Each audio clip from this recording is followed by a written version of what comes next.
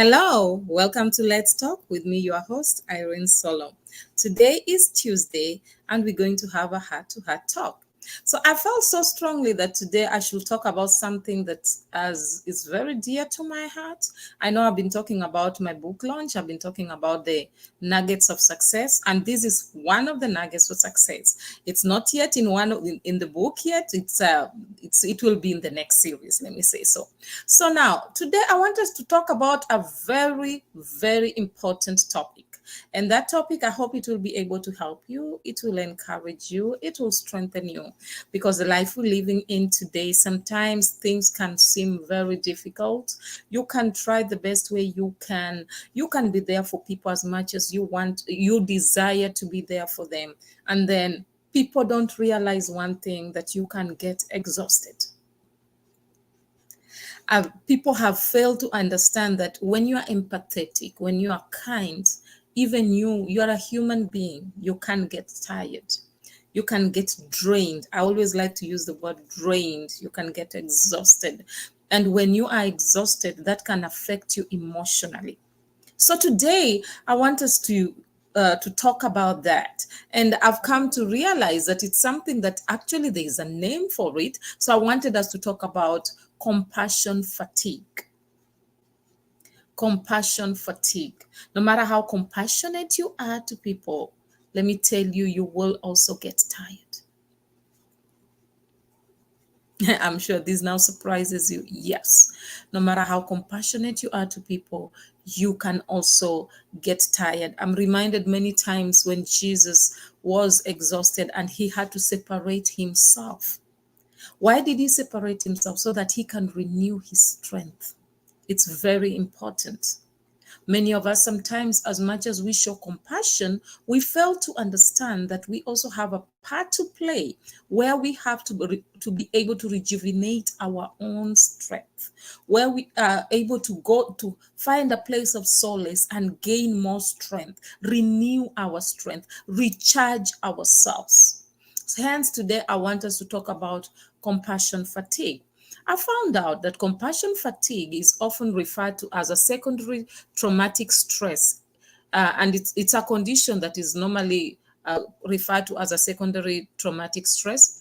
This is a condition that is experienced by individuals who are exposed to trauma and suffering of others. I want you to listen to that. Trauma and suffering of others, not their own, others. It is commonly found among professionals such as healthcare workers, emergency responders, therapists, and social workers who regularly interact with people in distress.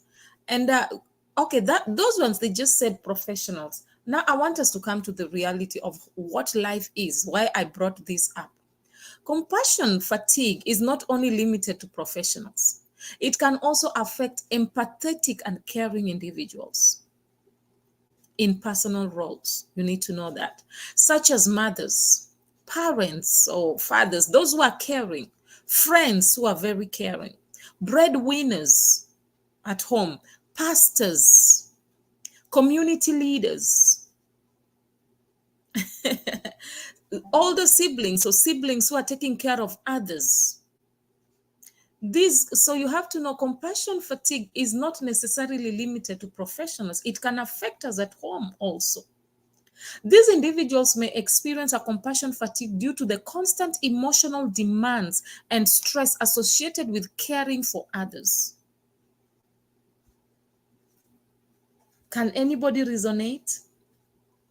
I've seen a lot of people sometimes even give up, or sometimes they just become blank, not just because they do not want to care for people, but they've given so much of themselves that they don't know what to do anymore. And it's like the more they give, the more it's demanded of them. And it's like they get to a point where it's not enough. So as compassionate as they are, as empathetic as they are, they will get drained. Hence, they will get to a point where they don't know how to move on anymore. Now, let's talk about the first group of people that I mentioned, mothers and parents. These are people that are constantly caring and worrying about their children. especially if the children have special needs or are going through difficult times. This can lead to emotional exhaustion and reduced ability to provide care. You know, I've seen this so many times. People who, if you have a family member who's incapacitated, most of the time, families can tend to move back, and all this responsibility is left to the person who gave birth to this person. And it's very painful because some of the people, they literally need somebody to be there. Just give them the strength, the emotional strength they need. But many people run away from this, because when you've given birth to a child that is maybe mentally challenged or challenged in a particular way or incapacitated in one way or the other, most of the time you literally, you care for them more, you stress about them more, because you want the best for them. So this really affects parents, and many people don't realize that. The community may fail to understand that. For instance, if you're taking care of somebody who is sick, this can be draining, very much draining. You may not even be able to have time to take care of yourself. Emotionally, you are not stable enough. This can drain you. It can actually, some people have taken care of the sick, eventually they have died. Immediately they finish taking care of that person, the person dies, they die too. Or sometimes they even die before the person dies. Compassion, you know, they have a compassion fatigue. You've done everything you could do to an extent that your emotions can't carry you anymore. We need to talk about this because it's something that is affecting so many people. I remember when my husband was sick, I had to take care of him. At the same time, I had two young kids that I had to take care of. At the same time, I had a business that I had to run because I'm an entrepreneur. It was not an easy thing for me. At the same time, being a spiritual leader that he was, I had people, a community of people that I had to stand up and be strong, even though I needed somebody to hold my hand. Compassion fatigue can affect you mentally, spiritually, emotionally, materially. It can affect you, it can come and it can affect you in many ways. Because when you are drained, it is hard for you to stand up and do anything. You can easily give up. The communities we are living in, some of them don't take this serious. Hence, I said it's not only for the professionals, even at home. If you see a family member, a neighbor who's taking care of somebody who's sick or incapacitated, or who is taking care of a lot of children, a parent here and there, be a helping hand. That is why I always say to kids, appreciate your mom, appreciate your parents. Both your dad, your mom, appreciate them, because you don't know what they go through emotionally to be able to stand up for you. Prayerfully, physically, financially, materially, they are there for you day in and day out. You have a roof over your head. Many of them sacrifice everything they have just for you to be okay. They sacrifice their joy just for you to be happy. They sacrifice things that could make them happy just for you to be okay. As much as they have compassion towards you, I encourage people, when you grow up, do not forget your parents. This is very important. Compassionate fatigue is not a joke, it is real. And I've seen this, especially when you come to the African life, the culture we're coming from. Most of the time, with the kids are taken care of, and year after year, the parents literally forget about themselves and take care of them. They will do anything for their children to be okay, and at the end of the day, we turn our backs on them. It doesn't sound good. And I've seen that. The other people that I wanted to talk about is friends. Being the primary support for friends in crisis or dealing with ongoing issues can result in feeling overwhelmed and emotionally drained. I will give you an example. As a wife of a spiritual leader, as a spiritual leader myself, as a leader, as an entrepreneur, it makes it sometimes it's very difficult, because I have to carry everybody, I have to shoulder everybody's issues, but nobody ever thinks of mine. I have to be compassionate towards everybody. financially, spiritually, emotionally. I have to always show that I am okay, I am strong. While people don't know that sometimes I'm breaking up, I'm breaking down. Sometimes all because you look strong on the outside, and because you always are this positive person, all the friends believe that everything is okay for you, and everybody comes crying out to you, and sometimes you may not be able to help them the way they want you to help them, and they can literally make you feel drained and feel pain, and you feel like, why didn't I do it? Why was I not able to do it? And sometimes some of them will even blame you for that. Compassion fatigue. This is a serious issue that many of us need to look at and do not take it. We should not take it for granted. As much as you're a mother taking care of your children, as much as you're a father taking care of your family, as much as you're a friend taking care of your friends and listening to everyone, you also need to take care of yourself. Compassion fatigue coming to pastors. I've seen these spiritual leaders. Many of them will sacrifice everything. They'll forget about themselves. They'll pray for you. I'm talking about the real ones, not the ones who are fake, who are playing games around. They will pray for you. They will stand by you. They will come visit. They will make sure that you are okay. But yet, who thinks of them? I was asking somebody the other day that yes, we all take steps to go to speak to our spiritual leaders. Have we ever asked ourselves, who do they speak to? Who listens to them? Do you realize they're also human? Do you realize they also need somebody to speak to? Do you realize they also need a shoulder to cry on? Yet we are quick at blaming them and pointing fingers, making them feel that if they make one mistake, we are ready to destroy them. Compassion fatigue is real. It's not something to be played around with. I mentioned if you're a breadwinner,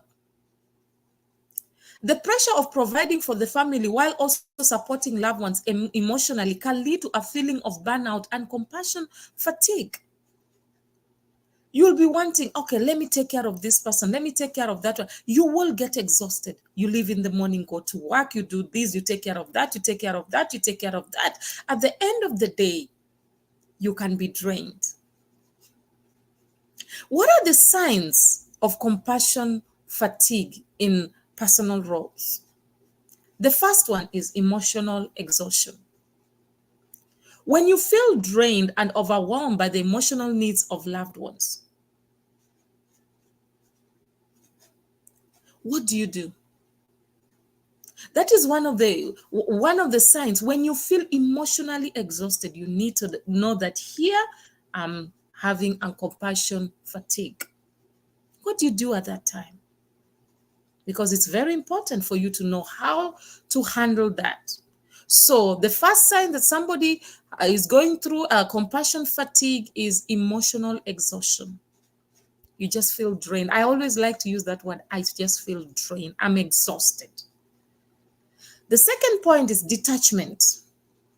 Becoming emotionally distant or numb to the suffering of others. I have seen this, especially in the health sectors, especially over the people who are working like in a church sector or community sector, where people are taking care of people so much. Different people come with different emotions. Others, they come, they insult you, they throw all their frustrations on you, and you get to a point where you are numb. Even when the good people come to you, you talk to them anyhow, as if they are you take people as if they are the same. Not really, they are not the same, but because you have gone through this so many times, you become detached. You get to a point where you're like, it's fine, they're the same anyway. It gets to a point where this can affect your relationship with people, because at the end, you become too detached that even when the right person comes that really needs to be taken care of is there, you may not be able to take care of them. I've gone to public hospitals. I've seen when nurses are truly, health workers are completely detached. They will see somebody crying, sick, the person is almost dying, but they become detached because some of these people, they've met people who are continuously doing this and they're playing games. They're just looking for attention. They become detached. Why? Because They are going through compassion fatigue. They are exhausted. They are drained mentally, emotionally. They are drained. The other point, signs of compassion fatigue. So if you're going through all this, please check yourself. Irritability and frustration. Irritability and frustration.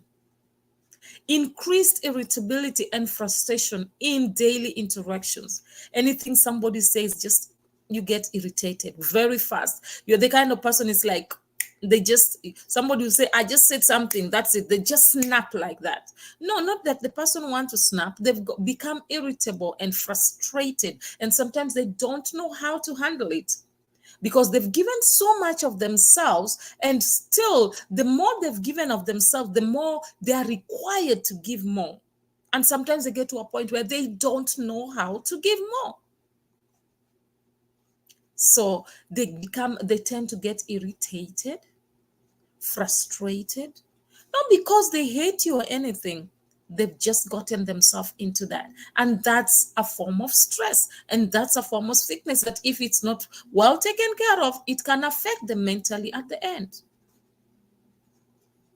The other point that people need to consider, the signs of compassion fatigue in personal roles, one of the other point is sleep problems. I'm talking about these things because I have experienced them. So I'm talking about things that I have gone through. Sleep problems. You can barely sleep. Difficulty sleeping or disrupted sleep patterns due to stress and worry. Or you sleep, you wake up. You sleep, you wake up. And it's like you always just feeling so exhausted and all that. Sleep, you cannot be able to rest well because there's a lot going on. People may think, why can't you just sleep? No, you have given so much and you're still desiring to give so much, and so much is still required of you that you don't even know what to do anymore. So somehow you start realizing, I cannot be able to sleep, because your body is not rested anymore. You are mentally not rested anymore. You are a bit irritated. You are detached, emotionally exhausted. You're emotionally drained. So you feel irritable. You cannot be able to sleep well. You find that maybe within 5 hours, maybe you only slept for 2 hours, or maybe you have this habit where you sleep maybe for 1 hour, you wake up for another 2 hours, you sleep again. So that is sleep problems. Why? Those are signs of compassion fatigue in an individual. The other point that I've also experienced in myself is physical symptoms. Physical symptoms, headaches, stomach issues, and other stress-related physical symptoms. Hence, I always tell people, even if you have a nanny in the house, ensure that they don't get to a point where they are so exhausted emotionally. Even nannies go through compassion fatigue. Anybody who is taking care of somebody, anybody who has to use their emotion, their kindness, has to be empathetic towards others. Anybody who's dealing with people can go through this. Especially if you have somebody taking care of your children and your family, do not be violent towards them. Know that they need a rest. Know that they also need somebody to take care of them. Be compassionate towards them too, because they may get to a point where they are tired, exhausted, and drained. So some of the people have headaches, non-stop headaches. They will take painkillers, but nothing. It's others will be stomach issues, either running stomachs continuously. Others will have other related physical symptoms that everybody reacts differently. But I've experienced headaches. I remember I had to come to terms with all these things and start working on myself. I remember anything I will put in my stomach, I will eat, I will be having running stomach, sometimes unnecessarily. I will just simply drink water. I'm having a running stomach. I'll be like, what's going on? You see, physical symptoms, compassion fatigue. I'm sure you're surprised. These are names. Literally, it's a medical name. Okay, the other sign of compassion fatigue is reduced empathy. Finding it harder to empathize with other situation, or becoming cynical. Sadly enough, you get to that point. You become cynical. You don't want to feel sorry for anybody anymore, because you're like, are they really real, or it's just one of those things? Because you've gone through that so much. People have drained you so much. People have pulled you left, right, and center to an extent that you're like, doesn't matter. And that's the part where somebody will tell you, yes, Sarah, whatever will be. They really get to a point where it doesn't matter. It doesn't matter. You die, you live. So it's sad, right? So as much as you go out there to take care of people, you need to also get to a point where you take care of yourself, because if you're not careful, as compassionate as you are, it can turn around. You yourself can be affected. You can start suffering from compassion fatigue, and all of a sudden, the best doctor, the best nurse, the best nanny, the best mom, the best parents you had, the best friend you had, the best neighbor you had has just completely changed. And then you're like, no, she used to be okay, or he used to be okay, but he has changed. No, this person is suffering from exhaustion, emotional hydration. Okay, so let us work on that. It's very important. Even when you have your pastors, take care of them. I'm not saying take care of the pastors, you forget about yourself. No, as much as they take care of you, take care of them. Okay, so what are the coping strategies that we can use, so that when you find yourself, when you realize you're getting to, you find yourself having compassion fatigue, what are you supposed to do to be able to get out of it, or to be able to cope with this situation? The first thing, I stress this very much: self-care. Self-care. Prioritize self-care activities such as exercise, hobbies, and relaxation techniques. Take yourself out. It's okay. It's okay to sometimes have the you time. I always say my me time is my me time. If you like reading, take time.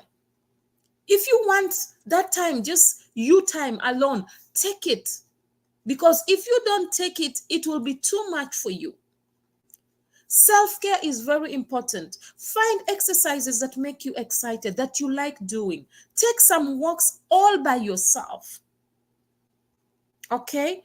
Find out some of the things that you like doing, hobbies. Try them out.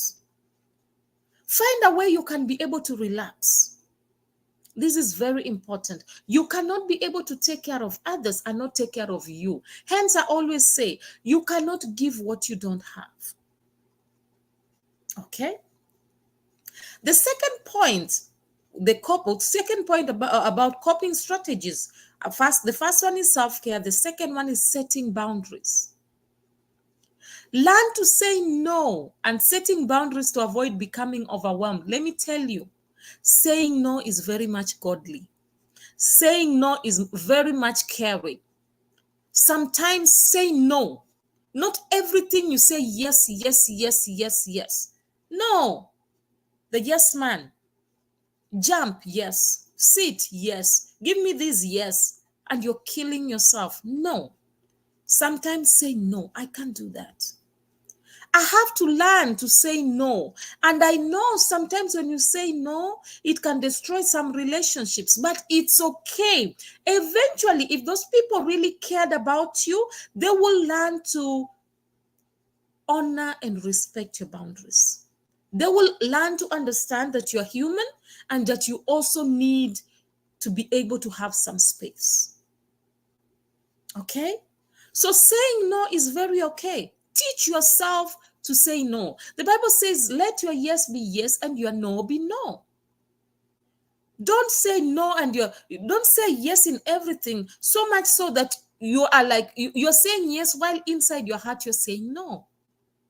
I remember an illustration that they used to give long time ago, that there's a child in school who was being asked, was being disciplined by the teacher, and the teacher kept on saying to the child that you should get up on your feet, and the child kept on saying no, and the teachers kept on saying get up on your feet, and the child kept on saying no. So eventually, to cut the whole story short, the teacher forced the child to get up. So the child stood up on his feet, and then the child responded and said, I am standing.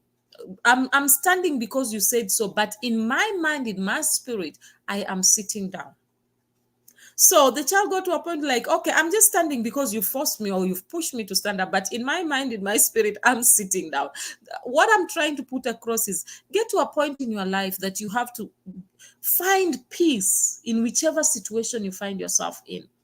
Set boundaries in whichever situation you can find yourself in. Because I'm not saying if you're a parent, you should run away from your children, but know how to regulate it. In the midst of that noise, in the midst of the chaos, know how to say no. In the midst of the chaos, know how to prioritize. In the midst of the chaos, know what to do and what not to do. It's very important. I always tell people, it's very important to think about you. Love your neighbor as you love yourself. If you cannot be able to love yourself, you cannot be able to love your neighbor. Because you have to practice with you. You have to practice by loving you. How do you love you? How do you care about you? How do you prioritize you? That is a good way. If you've learned to do that for yourself, you can easily be compassionate towards others. Otherwise, if you cannot take care of yourself, you will be drained. And you have to know this body, if you don't take care of this body, you will break it. It will be destroyed, and then you will die. And the people that you're killing yourself about will still move on with their life. They will bury you and move on. Sad, right? But that's true. It's the truth about life. So set boundaries. It's very important. I remember I used to care about people so much. I still do. I really care about people. But then there's something I used to do. I will give people things, my clothes, I will pay people's bills and things like that. And sometimes I will do that at the detriment of me. I remember one time somebody was so desperate. They said they were desperate. They needed financial help. And they were like, no, I will definitely give you. And I was having money that I was supposed to use 3 days from that time. And the person told me, I am so desperate. Please help me. Please help me. And then as usual, instead of me saying, no, this is not my money, this is something that I'm supposed to use for this and this, what did I do? I removed the money and I gave the money. When I gave the money, when the time came for that money to be given, I was actually insulted. I was really insulted so many times over that money. It brought a fight. I gave the person the money in bulk. For the money to be returned, it was returned in pieces, in pieces, in pieces. And this was so frustrating. And this was so hard. It really disheartened me, because I was like, I went out of my way. I was willing to sacrifice for you, but now you took it for granted. So teach yourself to set boundaries. Yes, people will have issues. You are not Jesus. Trust me. You are supposed to be like Jesus, yes, but do not carry. Jesus already died to carry the whole world, the sin of the whole world. You cannot die again. I know that sounds strange, right? But yes, it's true. Be compassionate, but do not forget about yourself. Many pastors, many healthcare workers, many parents have died young because they've given themselves so much, taking care of everybody else except themselves. Okay. So the third point, the third point on coping strategies, seeking support. Talking to friends, talking to family, or a mental health professional for support and guidance. I've heard somebody says, no, me, I'm not mental, I'm not cuckoos, I'm not cuckoos. No, you can be when you're dealing with human beings. Hence, I always tell people, thank God I'm not God. People can drain you emotionally, so you are free to seek support. Go to a counselor. Go to somebody. I always like to use this even when it comes to families, marriages. I tell people, have somebody you can speak to. No man is an island. Nobody can be able to succeed just by themselves. What I tell people is speak to people, but don't be nagging. There are people that have been given opportunities to speak to others, but they are so nagging. No. As much as you've gotten somebody who is willing to listen to you, do not think that they also don't have their issues. They do. But they are willing to give you an ear. Because if you can be able to be willing to take that support, know that even them, as they're giving you that support, they are at a time will come that they will also seek support. Life is all about give and take, give and take. It flows very well if we give and we take.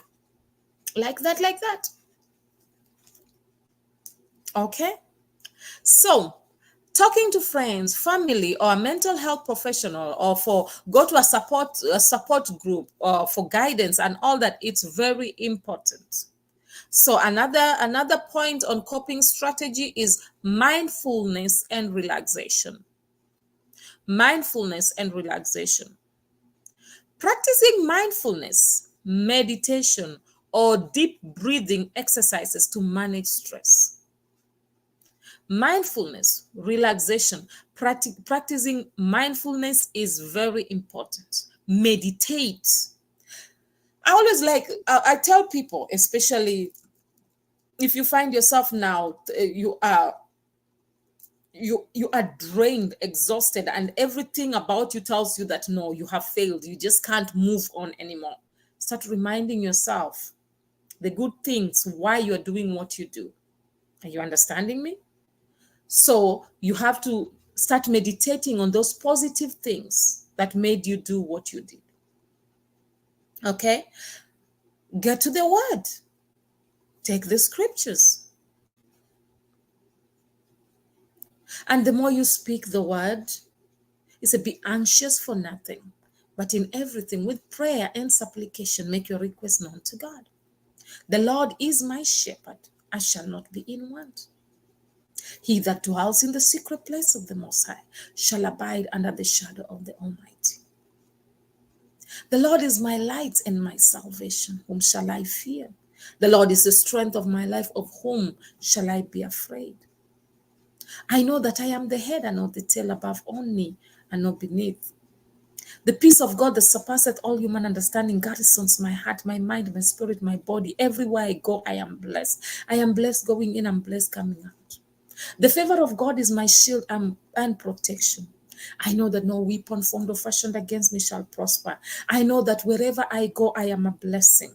I know that my mind thinks well. My spirit is in tune with the right things. And you keep on speaking positively, meditating on them. And you sit down. Sometimes you look at yourself. I know I am the best that God has ever made. I know I have the mind of Christ. I have the peace of God that surpasseth all human understanding. And the blood of Jesus Christ speaks better things about me than that of Abel. Speak life. Meditate on it. The more you do that, the more you start realizing, okay, I'm renewing my mind from every negativity, every negative toxins, they're coming out. I'm the apple of God's eye. Oh, okay. It doesn't matter how stressful the situation is. I know I can cast my cares on him, for he cares for me. You understand? So get to a point, mindfulness, relaxation is good. It helps you meditate continuously. And then another point is deep breathing exercises that manages stress. Sometimes just breathe in.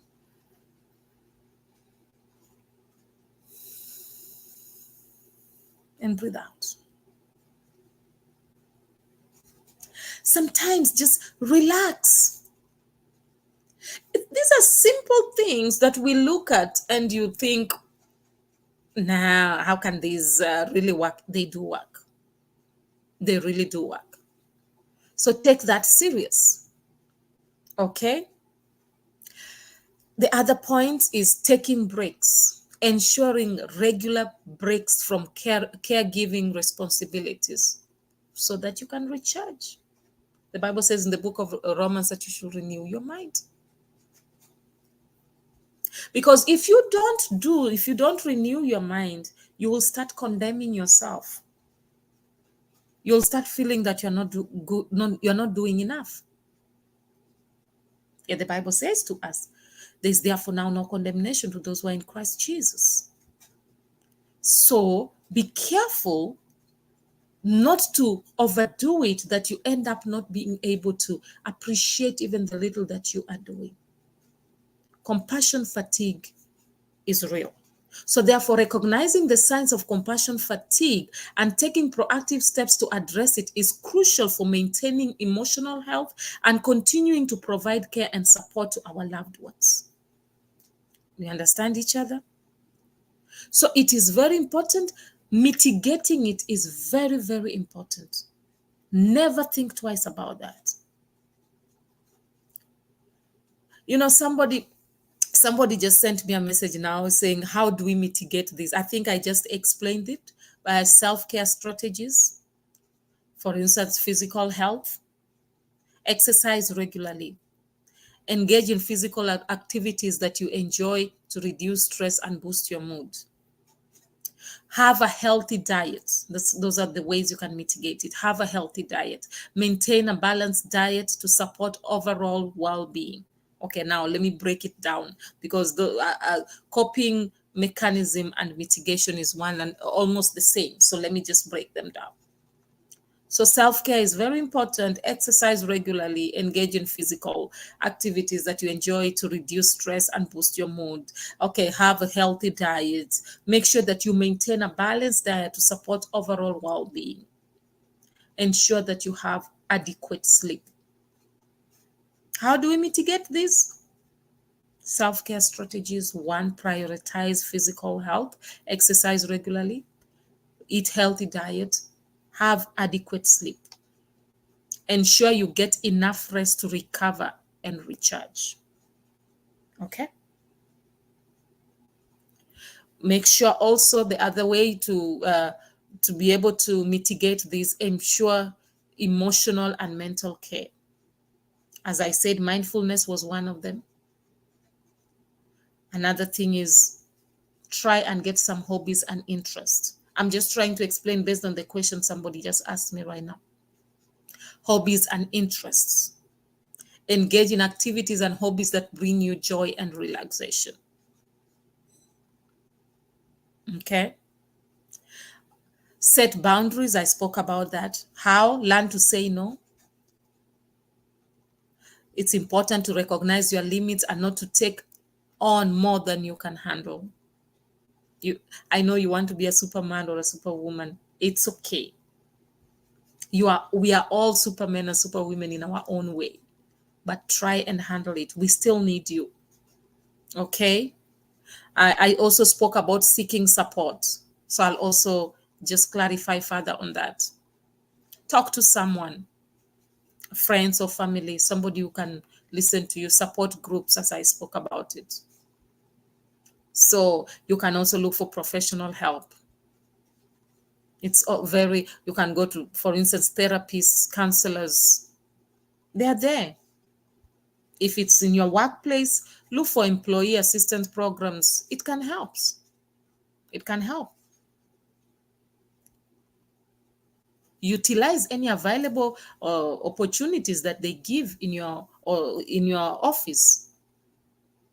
Counseling services, whichever services that have been employed in your office, use them. Okay? The other practical measures that you can do is manage time effectively. Prioritize tasks, responsibilities to avoid feeling overwhelmed. Sometimes journal these things, write down, okay, I'm supposed to do this. Especially when you get to a point where you're having compassion fatigue, write down your things. I will do this, I will do this, I will do this, I will do this. It will help you so that you will not feel so much overwhelmed. Delegate tasks. Give people responsibilities. It will lighten up the load. Okay? Try and create an environment, a supportive environment. These are practical measures. Because we've spoken about do this, do this. Now I'm giving you examples of things you can do. In your work-life balance, manage time effectively, delegate tasks, create supportive environment, positive relationships. You are who you relate to. You are who it is that you speak to so much. You understand? Create a supportive environment, positive relationships, surround yourself with positive and supportive people. I always say to people, we are not perfect. Sometimes I may be in my down moments, but don't use my down moments against me. Have you ever had a friend who sometimes will come to you and just complain and complain and complain? That is not them. You know that they just wanted the opportunity to vent. Let them say it, let it come out. Don't use it against them tomorrow now because so and so was venting, you did this. No, they spoke to you because they felt you are their safe place. Let it go. Okay? Workplace support. If applicable, communicate with your employer about your needs and explore any available support or flexibility. Okay? It's very important. Then the other point you need to consider is mindset and attitude. Your mindset, your attitude, this goes a long way. As I said before, and I always say, and I still repeat it, you cannot give what you don't have. So when you're working on your mindset and attitude, let there be self-compassion. It's very important. Self-compassion. Be kind to yourself. I always say, be your greatest cheerleader. There is no way anybody else can love you and praise you as you do. You can do the best for everyone, but they will never appreciate you as much as you appreciate you. So be kind to yourself. Acknowledge that it's okay to feel overwhelmed and that you are doing your best. Appreciate that. Give yourself a pat on the back at times. You did well, Irene. That's good. Tomorrow will be better. Accept imperfection. Understand that you can't always solve every problem or be there for everyone all the time. Sometimes it's not possible. Sometimes you don't have the financial capability that is needed of you at that time. Not that you don't want to help, but you can't at that time. Yes, they expect you to do it, but you may not be able to, not because you don't want, but because of the situation you are in at that time. Okay? So accept imperfection. Nobody is perfect. Hence, I always talk about authenticity. Just be you. The other point is when you're dealing with mindset and attitude, focus on what you can control. You can't control everything on the face of the earth. Always remember that. Focus on what you can control. Manage expectations. Set realistic expectations for yourself and others. Celebrate small wins. I always say that. Recognize and celebrate small achievements and progress. Don't look down on yourself. Hence, what does the Bible say about faith? Faith is the substance of things hoped for and the evidence of things not seen. Have that hope and faith that no matter how hard it may seem today, tomorrow will be better. Encourage yourself to be that kind of a person who never gives up. Okay, let me just come back to manage expectations. One of the, I was talking about this last week, about expectations. And I was talking about the positive part of expectations and the negative, the unrealistic expectations and the realistic expectations. Sometimes, as much as people can expect too much from us, you yourself, you can get to a point where you expect too much of yourself and you are being unrealistic. It's good to have faith. but it's good to also look at the surrounding and take one step at a time. Do not destroy yourself. Remember, there is nothing impossible with God, but each and every person have been given a capacity.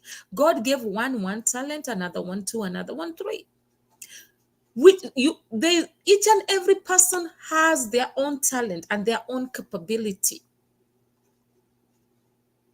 So don't run and say, me, I have 10 talents, while you know you only have one. Try and multiply the one that you have for it to be 2 before you run from 1 to 5.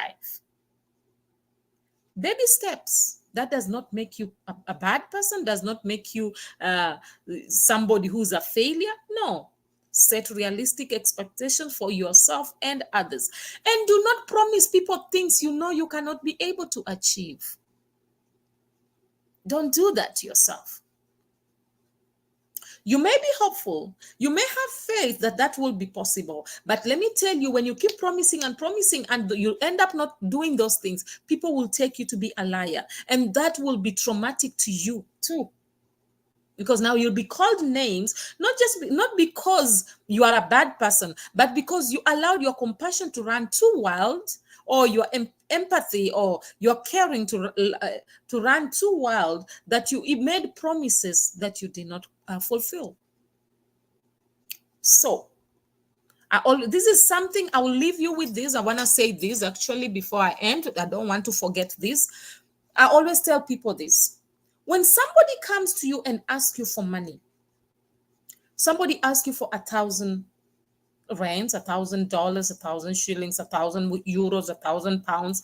But let's say somebody asks you for $1,000. Let's use a currency that is known around or worldwide.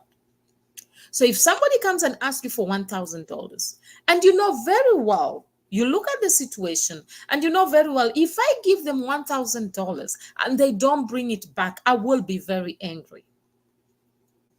Are you understanding me? And then you realize, but if I can give them $500, whether they bring it back or they don't bring it back, I'm okay. Let me tell you something. It's better, instead of you giving them 1,000 and then you'll be frustrated and cussing, and you know that you're comfortable to give them 500. Tell them, yes, I know you're asking for 1,000. What I have is 500. Be realistic. What I have is 500. I once did that I've done that so many times. So there was a friend that every time he kept on asking for money, and then he will tell you, I'll give you at this particular time. But he never gives people. I had the story all around that he never gives it back. So I assessed the situation, and he was telling me he was going through so much pain and so much problems and all that. So I assessed the situation and I realized, okay, they asked me for a particular amount. I realized I cannot be able to give them that. I did not have it, or it was actually supposed to be used for something else. So I gave them what I was able to give. I told them, this is how much I can give. They said, no problem, just give it to me. I promise you on this and this day, I'm going to definitely give it back. But then what was funny is that they never gave it back. They kept quiet. In fact, they stopped calling me. Until one day we met in a grocery store. So when we met, the person was shocked. You could see the shock on their face. And they were like, are you still around? I thought you had traveled. So that made me realize I was not offended, because I gave what I knew that whether they give back or they don't give back, it won't affect me. So I'm giving you a strategy that has helped me to manage expectations, to set realistic expectations for myself and others. And I've also learned to celebrate the small wins, recognizing and celebrating small achievements every day of my life.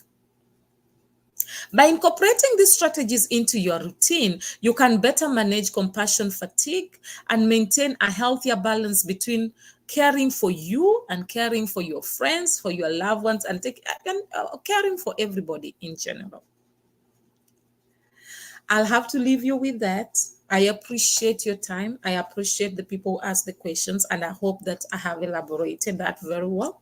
And I hope that if you realize that you're having a compassion fatigue, you'll look for help. You'll set boundaries. You'll look for people who can support systems that can be able to help you. You will look for a doctor or a nurse, wherever it is, but you will find help, assistance, so that you will not find yourself going down the drain, because none of us is perfect. As much as God has given you the heart of being compassionate and loving and caring others, you need to take care of yourself also.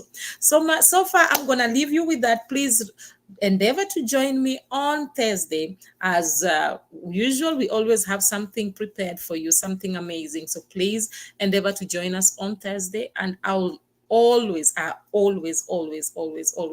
remind you this, that you're the best that God has ever made. Don't ever forget that. I have to leave you with that.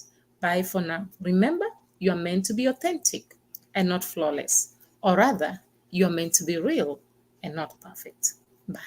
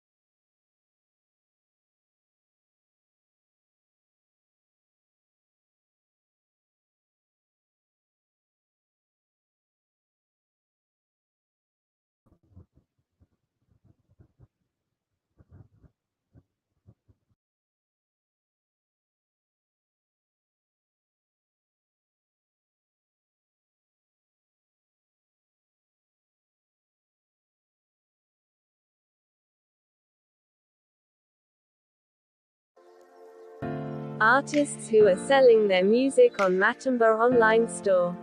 South African legendary pastor Rudolph Mabasa, the legendary Stephen Ngobeni, Apostle Neo, Pastor Triple E Vekweyo, legendary multi-award-winning Matumba Power, Mozambican Julia Magaya, Nigerian Francis Divine Gift, South African Apostle Peter, South African gospel group Bukona Worship Explo, Kenyan gospel artist Irene Solo, South African legendary Dr. Keddy, Brighton and Princess, Minister Jones, South African Walter Chab, the legendary Apostle Petrus Mamahohi, the legendary Gift Makamu, Zimbabwean gospel legend Shadrach Muzakomba, and from South Africa Eastern Cape, Pearl.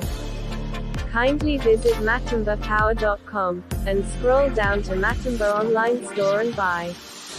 You can pay through PayPal to email pastorpower79@gmail.com, or locate the Matumba Online Store FNB business account details, just after you have filled your personal information, then click Save and Continue, and choose the Matumba Online Store FNB business account details. After clicking the button, Place Your Order, you will see the account details.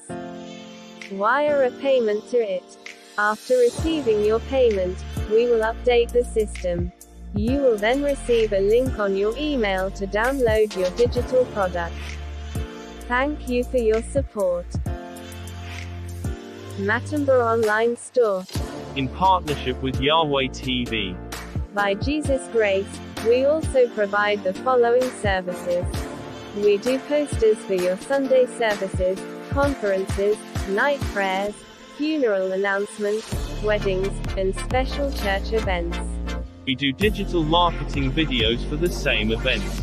We do ebooks, produce audiobooks, and music, then sell it on social media, to a global audience of over 38 nations scattered in 5 continents of the globe through Matumba Online Store, located on the website matumbapower.com.